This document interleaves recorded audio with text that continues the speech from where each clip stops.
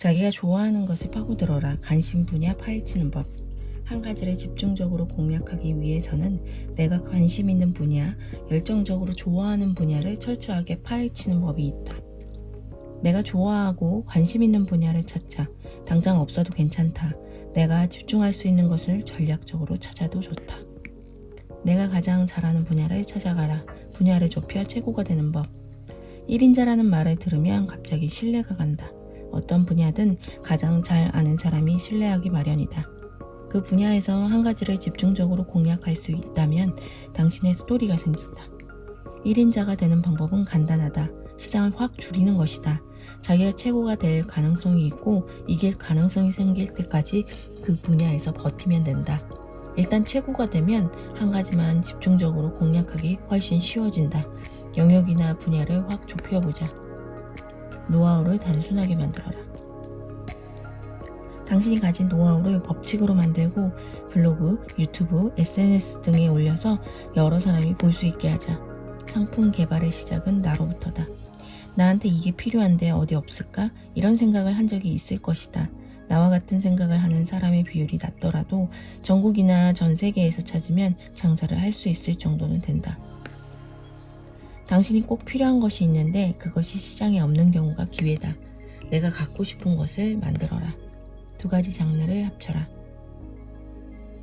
희소성을 높이는 법. 한 분야에서 한 가지를 집중해서 공략할 수 없다면 다른 분야와 합쳐서 희소성을 높일 수 있다. 지금까지 경험한 여러 분야에서 얻은 기술을 서로 합쳐보자.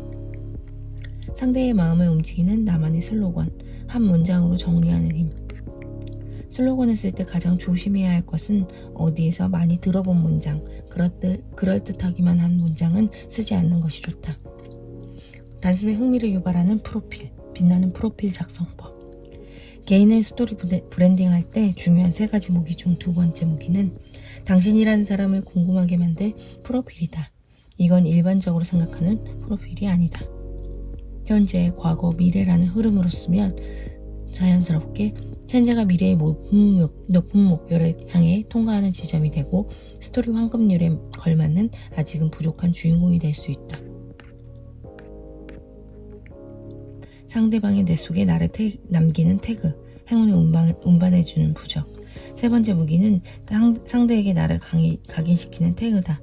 한 가지를 집중 공략한 후라면 일의 본질에서 벗어난 것이 예를 들어 자신이 흥미가 있는 것이나 좋아하는 아티스트 등을 태그로 만들어도 된다. 좋아하는 아티스트를 계속해서 말하면 어떤 계기로 상대가 당신을 떠올리기도 쉬워진다. 나의 강점을 한 단어로 나타내는 태그를 만들어두자. 나쁜 기운을 몰아내는 안티태그, 행동, 지침 만들기. 하고 싶은 일과 마찬가지로 하고 싶지 않은 일을 명확히 아는 것도 개인의 스토리 브랜딩을 할 때의 중요한 포인트다. 기대치 1%만 뛰어넘는 것이 전략. 고객의 마음을 사로잡는 법.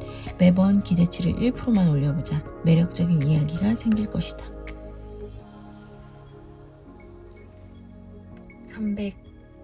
303일차 독서였습니다.